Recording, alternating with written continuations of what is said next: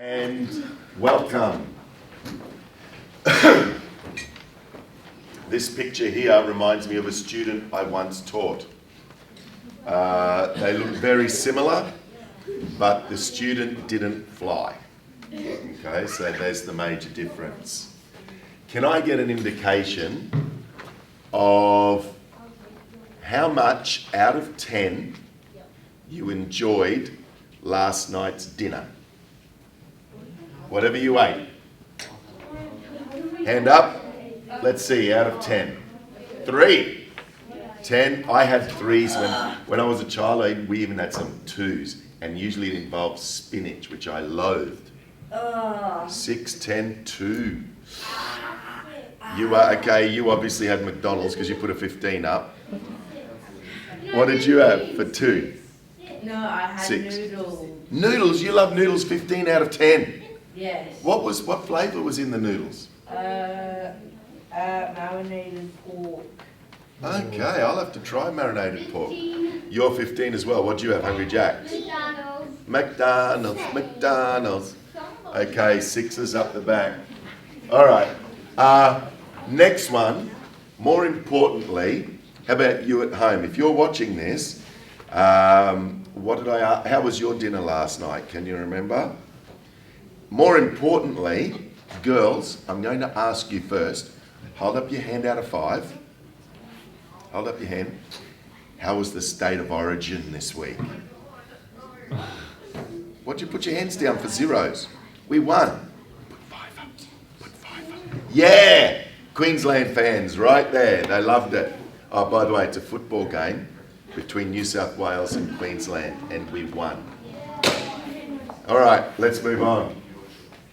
Let's have a look at our star writer this week. I don't know who it is, but let's read it. Who is this? I don't even know. Okay, you sent Sorry, it. no. That's all right. No, that's the idea, but we don't want the kids to know. Okay. They'll just recognise it themselves and go, "Woo! I'm featured." I think it's Mr. P writing it, and then he gives himself comments like this. Not bad. Yeah.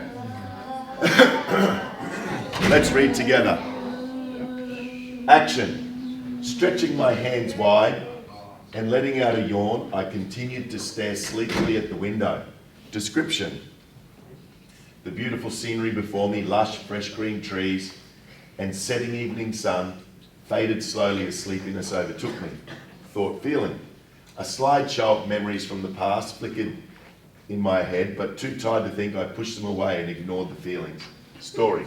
The last few days have been hectic, filled with frantic grooming, soap and suds from last-minute polishing of saddles, and gradually I became more and more tired. Atmosphere. I watched as the sun turned to an orangish, amberish picture as dawn cast itself upon me. What I really like about this is you know that's an action, you know that's description, you know that's a thought or feeling. They're clearly separate. It's very difficult, particularly at a young age, not to mix them. Often when I see action, I see description or thinking, feeling or whatever. That's okay, but I need us to learn that I need us to practice the 5 separate ones. Why? Because if we don't practice and we start mixing, which is what we eventually want, the mixing right now will lead to action, action, action, action. Because when you mix an action and description, when you come to do this, you'll slip in action here. Then you'll slip in action here. And we don't want that. Okay? But, great writing. Homework this week. Can I ask who was helped by last week's explanation of the many most? Hands up if you remember. Oh yeah, that was good that we did that. It helped me. Okay, good. There's a few. There's a few. All right. No, we're doing quadruple verb, dentist working on a child this week. Last week we did many most, didn't we? Yeah. Okay. Here we go. Smiling, what's that? A and he, she. No. No, last week I demonstrated that. But still, you Many most. dentist working on it. Yeah, that's what I thought. Yeah, it is. This week's homework is dentist working on it. Yeah, that's right. Next week is 1 week later. Yes, that's right. Thank you. Ask the look, this man here is the principal, right? He tells us what to do. And that's his deputy principal there. Have I got that the wrong way around? Are you the principal and he's the deputy? Okay, let's have a look. Watch this. Smiling at the young client, that's one verb. Sliding into the chair. Dr. Nick initiated the power tool. That one, right? Reached into the boy's mouth, then looked aghast as a terrific pain seized his chest, forcing him to the floor. So something has happened to the dentist. You know what? Probably about time that they get some pain back too. Let's see what happens next. I chose these 3 starts. That instant, the boy jumped off the chair and rushing to the door, locked it to allow nobody to enter. Something's going on. Creeping forward, he held the transformation plasma ray in front of him and depressed the button. Psh!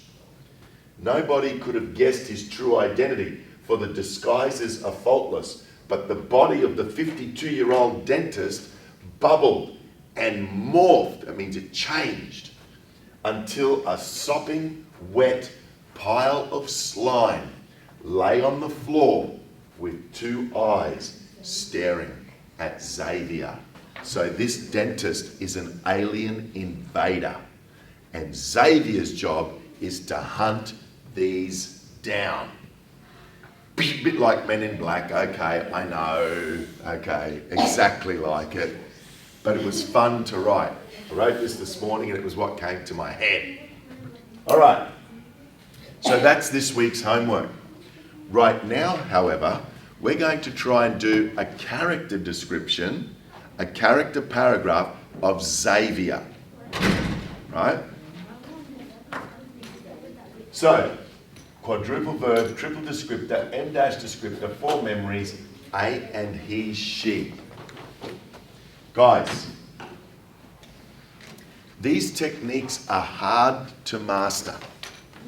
Easy to understand, hard to master. That's why we practice and practice and practice. When I see student writing that does it well, it is so stunning. Honestly, it's like author work. Okay? And that's why we continue to do the practice. Can I give a little advertisement? I had a parent say to me this week that her child used a Y start at school because, and the teacher circled it and says, oh no, that we're not allowed to use because at the start of the sentence. If you look up Oxford Dictionary's website, who I would say are leaders in the field of grammar, they say it's totally acceptable so long as it makes sense. And yes, this child's sentence made complete sense. Was the teacher wrong? Sadly, yes. But what can we do about it? Unfortunately, teachers, you know, they're the ones in charge of their classroom. And if they don't want a because at the start, don't do it. Does it make them right? No, it doesn't. But it's always good to do what your teacher asks you to do. Okay? You can start with but, after, though, although, even and. I see authors use and at the start of a sentence. There are not many teachers who will allow that. It's interesting, isn't it? Interesting. All right, let's have a go at Xavier. The paragraph before he goes in and zaps that dentist creature. The paragraph before. So before someone goes into that room where the dentist chair is, where do they wait? In the waiting room? In the waiting room. Yes. Yes, and they read. Hands up if you've waited in a dentist waiting room.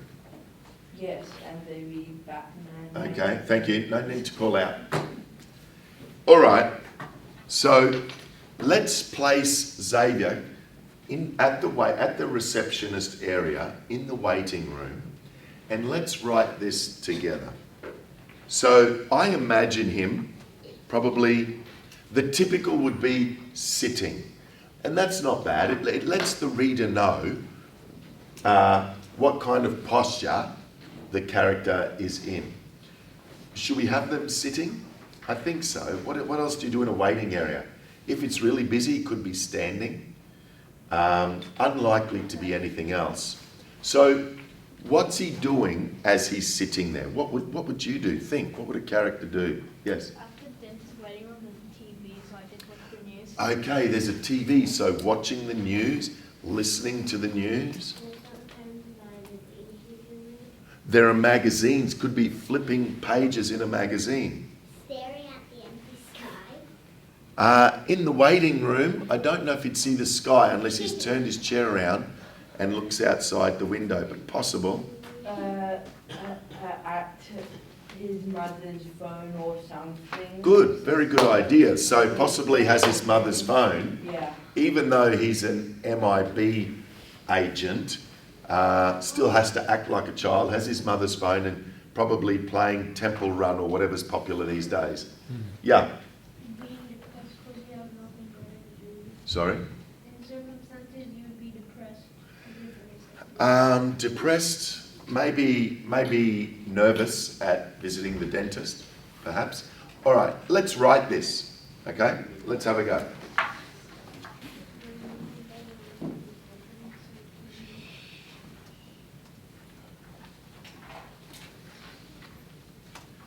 There we go. Sitting in the busy waiting area.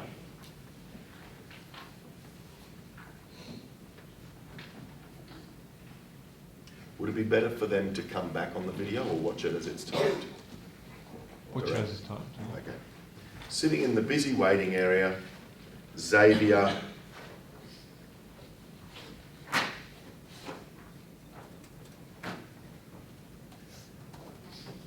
I'm using a different verb.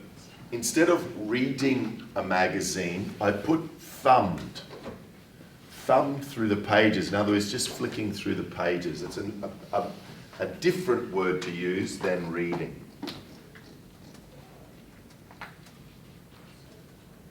Thumb through the pages of a glossy. Now, if I put BMX, you guys probably have no idea what that is.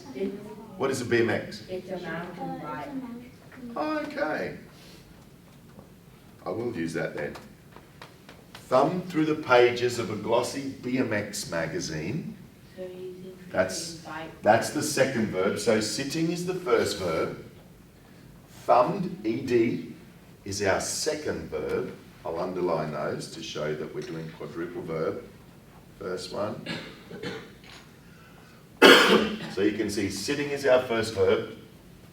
Thumbed is our second verb. We need two more. I often see students put 5 verbs here. It just gets it's too unwieldy. 3 would be okay. 4 is okay, but not 5.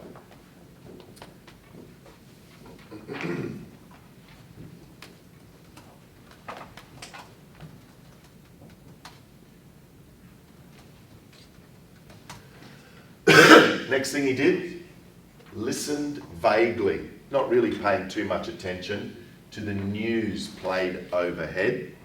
That's usually where the TVs are, aren't they?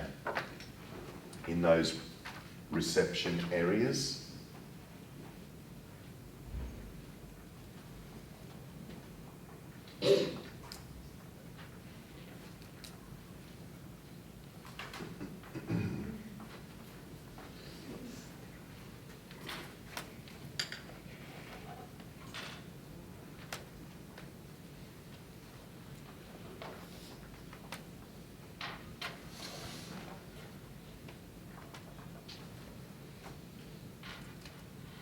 And one more thing Xavier has to do.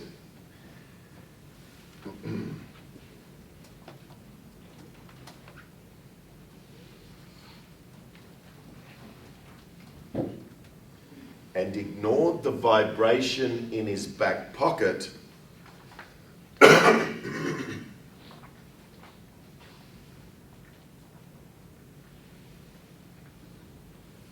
was going to give away a clue as to what he does, but I'm going to save it. I'll just leave it there. And ignored the vibration in his back pocket. So someone's trying to contact him. So they're my 4 verbs, quadruple verb. 1, 2, 3, 4. Please notice, the last 3 are past tense verbs, ed. The first one is ing. Easy to do. But here's what kids want to do in this. Xavier thumbed through the pages of a magazine. He listened vaguely. He ignored. We don't do that. We don't add extra he's in there, okay?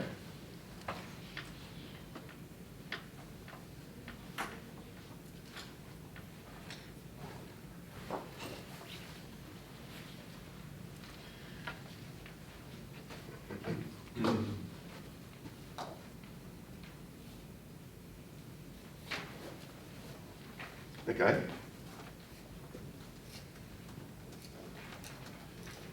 He looked like a regular 10-year-old with his.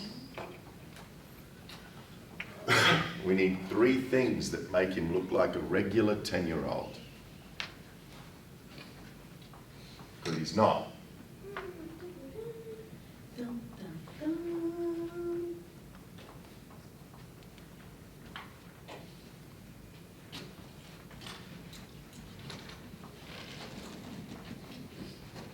High schoolers, what makes a 10-year-old look like a 10-year-old? Yeah. No, you're not a high schooler. Up the back. Come on. He looked like a regular 10-year-old with his... You're saying I'm a 10-year-old. There's one in front of you. What's he got? Jacket. Short haircut. With his grey, what is it? Lemar. What brand is that? Is that what is it? Can you stand up? Let me see. Little Marc Jacob, is it? What's that say? I can see it. It is. Little Marc Jacobs. No. Here we go. No, it's I was Little Marc Jacobs hoodie. Ava, what makes your brother look like a 10-year-old?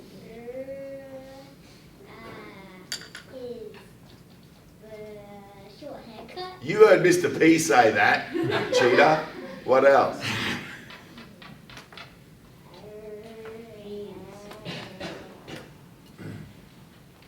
I'm very busy when I get... All right, you tell us what makes you look like a 10-year-old.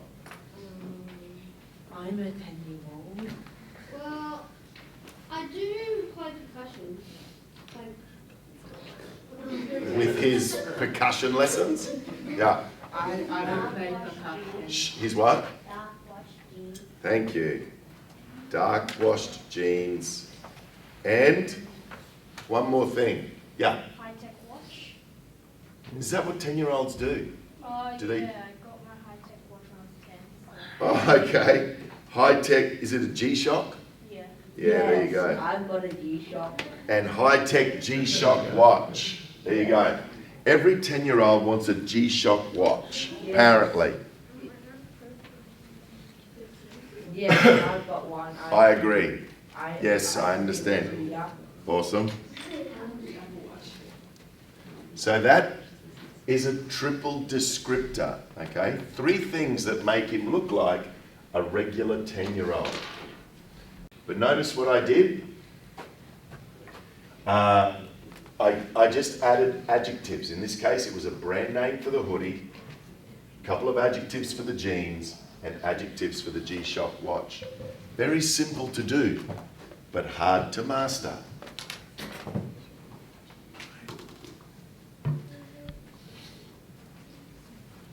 M dash descriptor.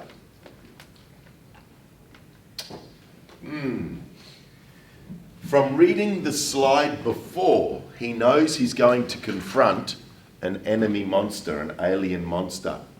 So I don't think in this case, the smells, I don't think he's hungry. I think there may be nervousness, maybe anxiety, maybe a thrill, maybe anticipation that he is feeling. So let's do something like that. Now, I also want to show you, I don't always have to say deep inside him or her, a grumble sound. It doesn't have to be that way, okay? We need to think creatively about what we can do with that sentence. The technique is this bit in the middle. Now, you can copy that, that's okay. The deep inside, that's okay to use it. But watch how it doesn't have to be that. Just like we saw in the homework. The student cleverly used it, but morphed it. So, anticipation.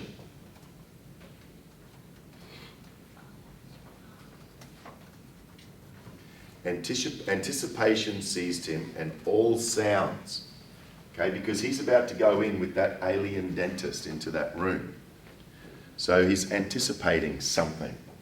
So the sounds, I'm thinking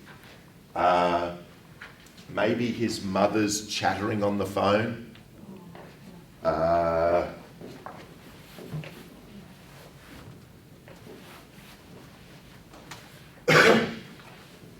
His mother's phone chatter. Yeah. How about I put his father's. His mother's phone chatter. The newsreader's voice. Anticipation seized him, and all sounds, his mother's phone chatter, the newsreader's voice, silenced as the boy focused on the mission. So now I'm adding clues. Okay, something's going to happen. I'm letting the reader know.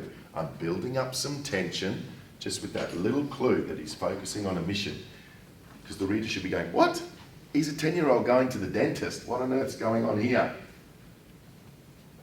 So I'm just giving a little bit of a clue.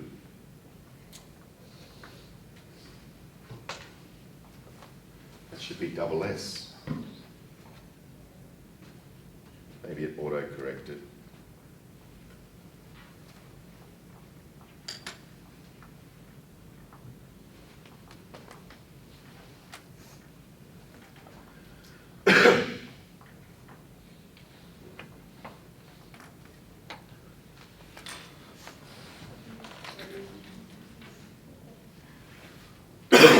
Interestingly, one of my grade 7s handed in a story in term 1.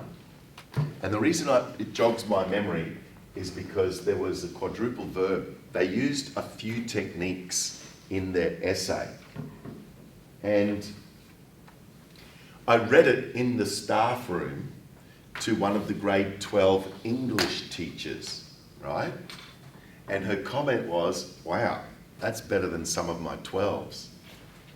A grade 7 student using scribbling techniques, and the teacher, and the student nailed it, got it exactly right. And that's what's important about these sentences. You have to follow the structures, otherwise they don't work. This student did, and the year 12 teacher straight out just said, wow, that's better than some of my 12s. It absolutely is. What a great position that year 7er is. However, I have had past students come and say to me, Mr. C, my teacher doesn't like quadruple verb. They said there shouldn't be 4 verbs. Now, 2 possibilities. Number 1, they didn't get it right. Maybe they added a 5th verb. Maybe they added too much information up the top. They have to be done just as how we teach them, okay? It's important because they're so zingy. Possibility 2, The teacher may be inexperienced with literature and may think, oh my gosh, I was taught you shouldn't do 4 verbs, therefore I'll just tell this kid, don't do 4 verbs. I don't know the answer to that. All I know is it's genius writing. It is fantastic writing. And markers in NAPLAN tests, markers in panels, because when you're in grade 12, your work goes away to something called a panel, a group of people who read your work. They are amazed by that kind of writing. Classroom teachers maybe sometimes need to do a little bit of catch up, unfortunately. All right, let's move on to the 4 memories. Okay. What's Xavier remembering now, guys? To move this up, is that all right, Daniel? Yeah.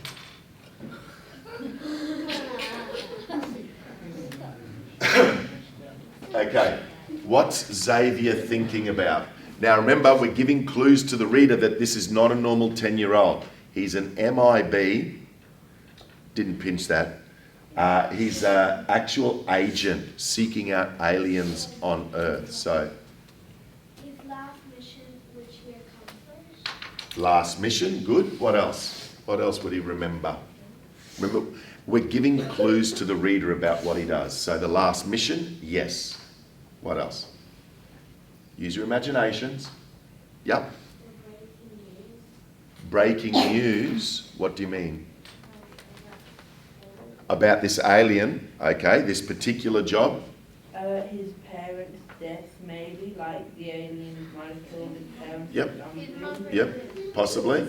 Yes. Might be another relative. Yeah, that's okay. Yes. What else? The training. Maybe the I don't know whether he's teleported or not. Yep. His last celebration. What did he celebrate?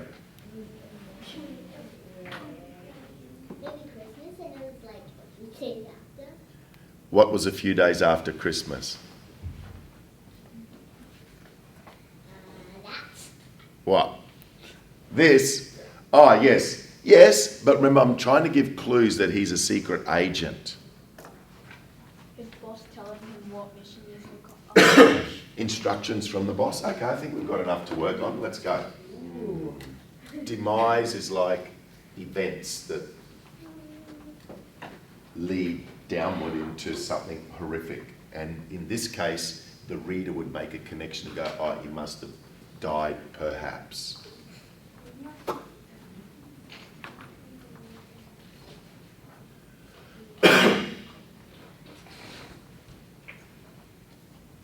So that's our 4 memories.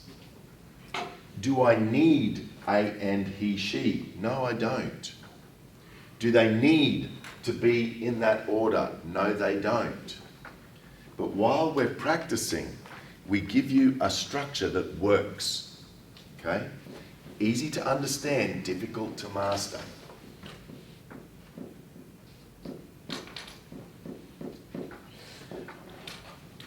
I saw some students this week who were actually attempting in their normal writing some of these professional sentences, and they're getting it right. Makes an amazing difference. Just like that child that we read with their homework as the sizzling example, they put in the M- descriptor, and it's amazing to see these sentences creep into writing.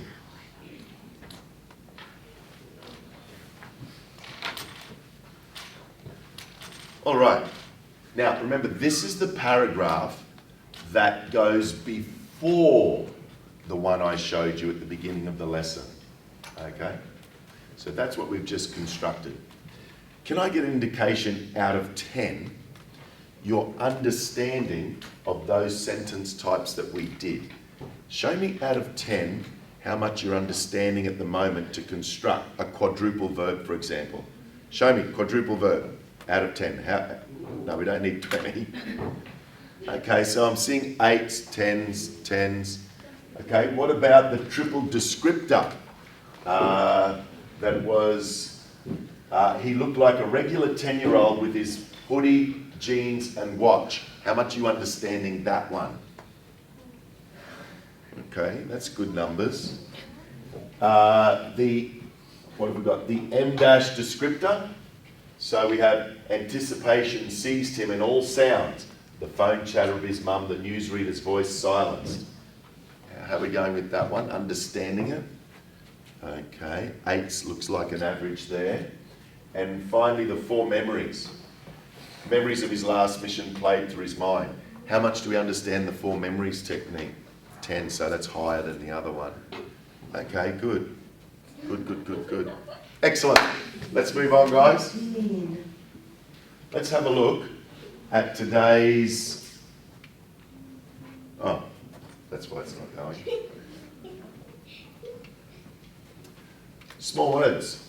There wasn't any other place he'd rather live. This place had everything.